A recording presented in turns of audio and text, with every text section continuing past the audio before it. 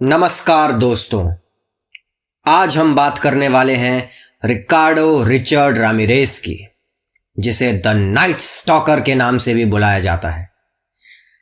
Richard Ramirez एक serial killer था जिसने सन 1984 के जुलाई से लेकर 1985 के अगस्त तक कैलिफोर्निया शहर में आतंक मचा दिया था। रिचर्ड रामिरेज का जन्म 29 फरवरी 1960 में टेक्सास की सिटी एल पैसो में हुआ। वो अपने 5 बहन भाइयों में सबसे छोटा था। उसके पिता एक पुलिसमैन थे जो शराब के नशे में अपना आपा खो बैठते थे और अपनी पत्नी एवं बच्चों को मारा करते थे। इसी सब को देखते हुए रिचर्ड ने 10 साल की छोटी उम्र के अंदर ही शराब पीना और गांजा फूकना शुरू कर दिया था। 12 साल की उम्र में रिचर्ड, जिसे उसके घर वाले अक्सर रिची के नाम से पुकारा करते थे, वो अपने कजन मिगेल से काफी इंस्पायर हुआ। मिगेल यूनाइटेड स्टेट्स आर्मी में था और वियतनाम वॉर के दौरान वो खुद एक सीरियल किलर और रेपिस्ट बन चुका था। वो रिचर्ड को उन वियतनामीज लड़कियों की तस्वीरें दिखाया करता था जिनका उसने रेप करा था, जिनके उसने बॉडी पार्ट्स काटे और कभी कभी जिनका सर उसने धड़ से अलग कर दिया था। अपने पकड़े जाने के बाद रिचर्ड ने पुलिस को बताया कि उस समय उन तस्वीरों को देखकर उसे घिन नहीं आती थी, बल्कि वो उससे आकर्षित होता था। मिगेल ने रिचर्ड को कई मिलिट्री स्किल्स भी सिखाई, जैसे कि दबे पांव किसी का मर्डर किस तरीके से करा जाता है और रात को किस तरीके से छुपा जाता है। अपने घर में होते वायलेंस से बचने के लिए रिचर्ड ने पास ही एक कब्रिस्तान में सोना शुरू कर दिया। जिस दिन मिगेल ने अपनी बीवी की गुस्से में गोली मार के हत्या करी, उस दिन रिचर्ड उसी के साथ मौजूद था। उसने बाद में पुलिस को बताया कि उस मर्डर को विटनेस करना उसके लिए चौंका देने वाला नहीं था, बल्कि उसे आकर्षित करने वाला था। मिगेल के लॉयर्स ने प्लीड करा कि उसे वियतनाम वॉर के कारण पीटीएसडी था और उसे छोड़ दिया गया। उसके थोड़े टाइम बाद रिचर्ड अपनी बड़ी बहन रुथ और उसके पति रॉबर्टो के साथ शिफ्ट हो गया। बाद में मिगेल, रॉबर्टो और रिचर्ड रातों में लड़कियों का पीछा करने लगे और उनके घर की खिड़कियों से उन पर जासूसी करने लगे। इसी समय के दौरान रिचर्ड की सेटनिज्म और ऑकल्ट में भी रुचि बढ़ने लगी। जब रिचर्ड बालिग उम्र का हुआ, उसने अपने फैंटेसीज का शिकार मासूम लड़कियों को बनाना शुरू कर दिया। वो लड़कियों का रेप करने लगा। 1982 में 22 साल की उम्र में रिचर्ड कैलिफोर्निया चला गया। वहां उसे कोकेन की एडिक्शन हो गई, जिसको पूरा करने के लिए वो लूटपाट करने लगा। 10 अप्रैल 1984 को रिचर्ड ने अपना पहला मर्डर करा। 9 साल की मी लियूंग अपने भाई के साथ अपना गुमा हुआ $1 का नोट ढूंढ रही थी जब रिचर्ड ने उसे बहला फुसला के अपने बेसमेंट में बुला लिया। जैसे ही वो बेसमेंट में पहुंचे, रामिरेज ने उसे बेरहमी से मारा, उसका रेप करा और उसको जान से मार दिया। दुख की बात तो यह है कि इस मर्डर का पता सन 2009 तक नहीं लग पाया था। 2009 में रिचर्ड का डीएनए सैंपल क्राइम सीन पर मिले सैंपल से मैच हुआ और उसे इस मर्डर के साथ भी लिंक कर दिया गया। 10 अप्रैल 1984 के कुछ समय बाद ही रिचर्ड काफी एक्टिवली मर्डर करने लगा। जून 28, 1984 में जेनी विनकाउ अपने अपार्टमेंट में मरी हुई मिली। जेनी को उसकी नींद में ही इतनी बेरहमी से मारा गया था कि उसका सर उसके धड़ से लगभग अलग हुआ मिला। रिचर्ड के इस मर्डर से उसकी सीरियल किलिंग्स स्टार्ट हुई। वो लोगों के घर में घुसता, मर्डर करता और चोरी करके भाग जाता, जिससे वो अपना रेंट पे कर सके, अपनी कोकेन की एडिक्शन को सपोर्ट कर सके। 1985 के मार्च 17 को रिचर्ड 22 साल की मारिया हर्नांडेज के घर में घुसा और जैसे ही मारिया अपने गैराज में गाड़ी पार्क करके बाहर निकली, रिचर्ड ने उस पर गोली चला दी। मारिया ने अपने आप को बचाने के लिए हाथ ऊपर करा और गोली उसके हाथ में गाड़ी की चाबी पर लग गई। मारिया तो बच गई, लेकिन उसने मरने का नाटक करा। अंदर उसकी रूममेट ओकाजाकी ने जब ये आवाज सुनी तो वो किचन में एक काउंटर के पीछे छुप गई, लेकिन जैसे ही सब शांत होने पे वो बाहर आने लगी, रिचर्ड ने गोली मार के उसकी हत्या कर दी। सिर्फ चंद घंटों बाद रिचर्ड ने वेरोनिका को उसकी गाड़ी से बाहर निकाला और उसकी 2 बार गोली मारकर हत्या कर दी। मार्च 27, 1985 को रिचर्ड एक ऐसे घर चोरी करने पहुंचा जहां पर उसने 1 साल पहले भी चोरी करी थी। करीब करीब रात के 2 बजे उसने सोते हुए विंसेंट की गोली मार के हत्या कर दी। गोली की आवाज से उसकी बीवी मैक्सिन की नींद खुल गई, जिसको रिचर्ड ने मारा, पीटा और उसके हाथ बांध दिए। रिचर्ड ने मैक्सिन से पूछा कि घर का सारा कीमती सामान कहां पर रखा हुआ है, और फिर उस सामान को लूटने लगा। जब रिचर्ड सामान लूट रहा था, मैक्सिन ने अपने हाथ खोले और अपने पति की शॉटगन तक पहुंच गई, लेकिन वो शॉटगन लोडेड नहीं थी। जैसे ही रिचर्ड ने उसके हाथ में वो गन देखी, उसे इतना गुस्सा आया कि उसने मैक्सिन पर 3 बार गोली चलाई, उस पर लगातार चाकू से वार करे और फिर उसी चाकू से मैक्सिन की दोनों आंखें निकाली और एक ज्वेलरी बॉक्स में डाल दी। ये आंखें उसके अरेस्ट के बाद उसके घर से बरामद हुई। पुलिस जब मौका वारदात पर पहुंची तो उन्होंने ये नोटिस करा कि ये जो भी रिसेंट किलिंग्स हुई हैं, उन सब में ही .22 कैलिबर की पिस्टल का इस्तेमाल करा गया है। अब पुलिस समझ गई कि उनके सामने एक सीरियल किलर का केस आया हुआ है। विंसेंट और मैक्सिन के घर के गार्डन में ऐसे फुटप्रिंट्स मिले जो एविया कंपनी के जूते से छपते हैं। ये इकलौता सबूत था जो पुलिस के पास उस टाइम तक हाथ लगा था। मई 14, 1985 को रामिरेज 66 साल के बिल दोई और उसकी अपाहिज बीवी 56 साल की लिलियन के घर में घुसा।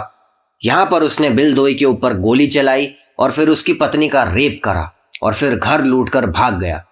बिल्दोई ने अपना दम हॉस्पिटल में तोड़ दिया।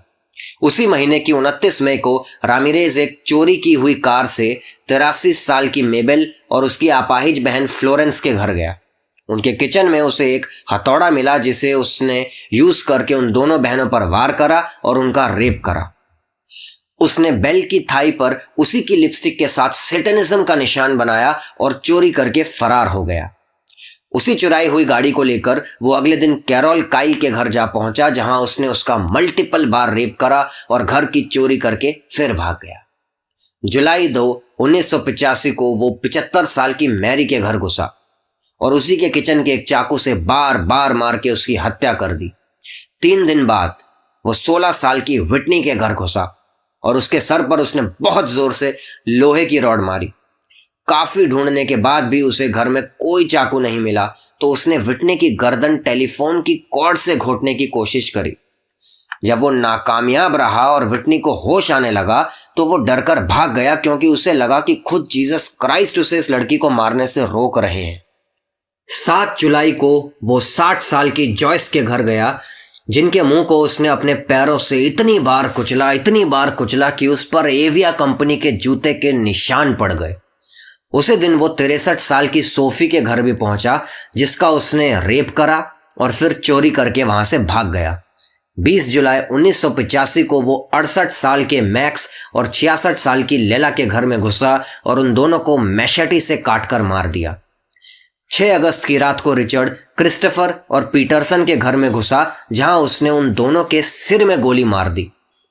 8 अगस्त को रिचर्ड सकीना और एलियास के घर घुस जाता है। वहां पर सोते हुए एलियास को वो गोली मारकर जान से मार देता है और सकीना का रेप कर देता है।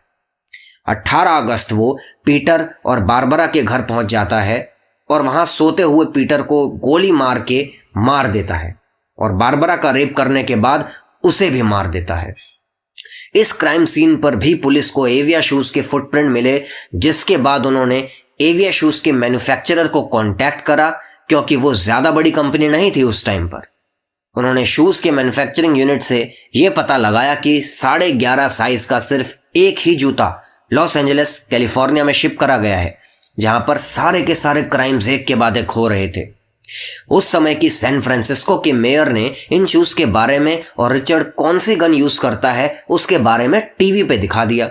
मीडिया ने उसे द नाइट स्टॉकर का नाम दे दिया। इस सारी बात से पुलिस डिटेक्टिव्स काफी नाराज हुए, क्योंकि कुछ ही दिनों में पुलिस को वो शूज गोल्डन गेट ब्रिज के पास पड़े हुए मिले। रिचर्ड अब वो शूज पहनना छोड़ चुका था और पुलिस को इसी बात का डर था। 24 अगस्त को रिचर्ड एक चुराई हुई ऑरेंज टोयोटा में ट्रेवल करता हुआ जेम्स रोमेरो के घर पहुंचा। रोमेरो के 13 साल का बेटा जेम्स उस समय जागा हुआ था। उसने रिचर्ड रामिरेज के फुटस्टेप्स की आवाज सुन ली और अपने पेरेंट्स को जगा दिया। घर के अंदर की आती हुई आवाजों से रिचर्ड डर गया और उसने भागने का फैसला करा। जेम्स तेजी से बाहर भागा और उसने गाड़ी का कलर, उसका मॉडल और आधा अधूरा लाइसेंस प्लेट का नंबर नोट डाउन कर लिया। जेम्स ने बाद में पुलिस को फोन करा ये सोचकर कि उन्होंने एक चोर को भागते हुए पकड़ लिया है। उन्हें अंदाजा भी नहीं था कि वो चोर कोई और नहीं बल्कि उस समय का सबसे खतरनाक सीरियल किलर था और ये लोग बाल बाल बचे थे। उसी रात रिचर्ड बिल और आइनेस एरिक्सन के घर में घुस जाता है, जहां पर वो बिल को 3 बार गोली मारता है और एरिक्सन का रेप करता है। रिचर्ड ने एरिक्सन के साथ वही सुलूक करा जो वो अपनी बाकी फीमेल विक्टिम्स के साथ करता आया था।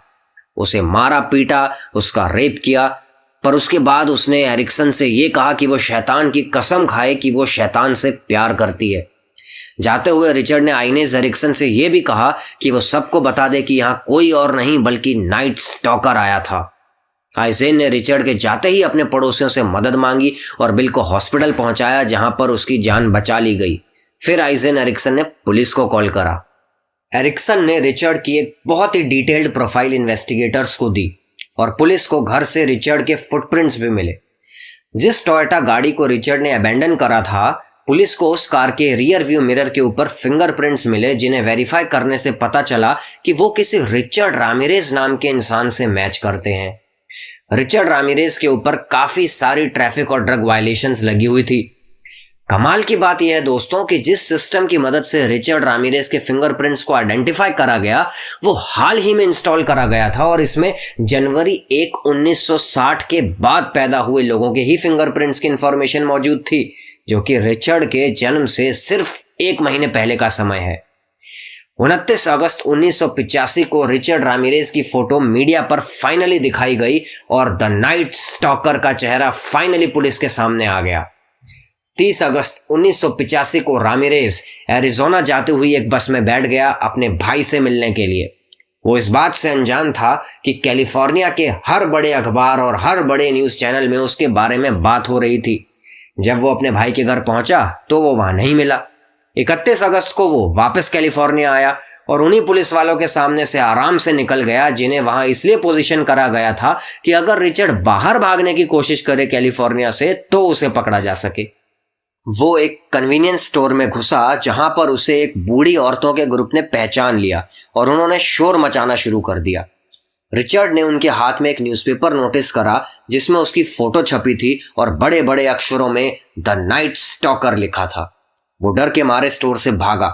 उसने गाड़ी को हाईजैक करने की कोशिश करी पर नाकामयाब रहा। उसने पास में खड़ी एंजेलिना के हाथ से उसकी गाड़ी की चाबी छीनने की कोशिश करी कि तभी एंजेलिना के हस्बैंड ने उस पर अटैक कर दिया। आसपास के सभी लोग इकट्ठे हो गए और उन्होंने रिचर्ड को घेर लिया और मारना शुरू कर दिया। कुछ देर बाद उन्होंने पुलिस को कॉल करा, जो रिचर्ड को फाइनली गिरफ्तार करके ले गई। 3 साल के बाद रिचर्ड का ट्रायल शुरू हुआ। जुलाई 22, 1988 को उसकी फर्स्ट कोर्ट अपीयरेंस हुई। वो जैसे ही कोर्ट में घुसा उसने कहा, हेल सेटन, यानी कि सेटन की जय हो। जेल के एम्प्लॉय से पता चला कि उन्होंने रिचर्ड को कहते हुए सुना है कि वो कोर्टरूम में गन स्मगल करके प्रोसिक्यूटर को ही गोली मार देगा, जिसके बाद कोर्ट में मेटल डिटेक्टर इंस्टॉल करवाया गया। 14 अगस्त को ट्रायल इंटरप्ट हुआ क्योंकि एक ज्यूरर की उसके होटल में गोली मार के हत्या कर दी गई थी। बाकी सारे ज्यूरर्स काफी ज्यादा सदमे में आ गए कि क्या ये मर्डर रामिरेज ने करवाया था, क्या उसके जेल के बाहर कनेक्शंस हैं, लेकिन बाद में पता चला कि उस ज्यूरर की हत्या उसके ही बॉयफ्रेंड ने करी थी। ट्रायल पूरे 1 साल चला और 20 सितंबर 1979 को रिचर्ड को 43 चार्ज पर कन्विक्ट करा गया, जिसमें से 13 मर्डर के थे। उसे मौत की सजा सुनाई गई।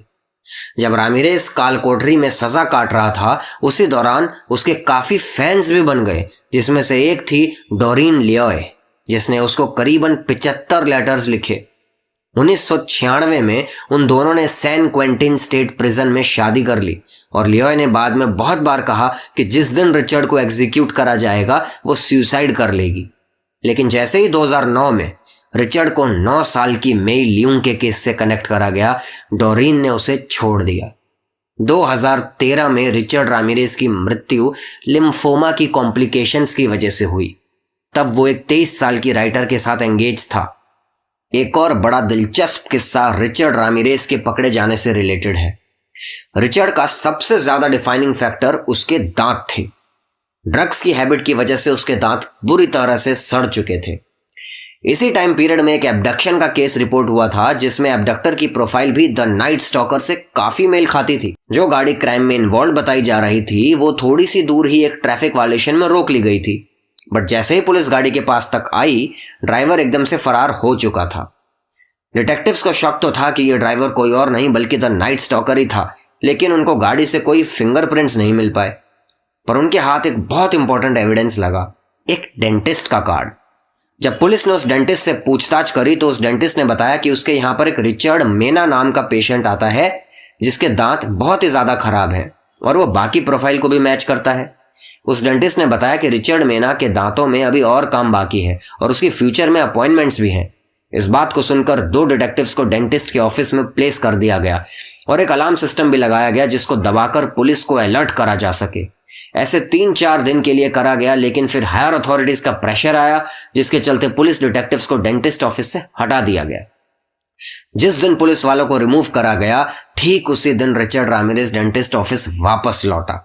डेंटिस्ट ने बहुत बार अलार्म को बजाने की कोशिश करी लेकिन वो अलार्म मेल फंक्शन कर गया और रिचर्ड रामिरेज को नहीं पकड़ा जा सका। अगर उस दिन रिचर्ड रामिरेज पकड़ा जाता तो बहुत ही जानें बच सकती थी। दोस्तों, ये थी सीरियल किलर रिकार्डो रिचर्ड रामिरेज की कहानी जिसे द नाइट स्टॉकर भी कहते हैं। इसी चैनल से आप जुड़े रहिए ऐसी और दिलचस्प सच्चाई भरी दुखद घटनाओं, सीरियल किलर की कहानियों और उनके बारे में जानने के लिए।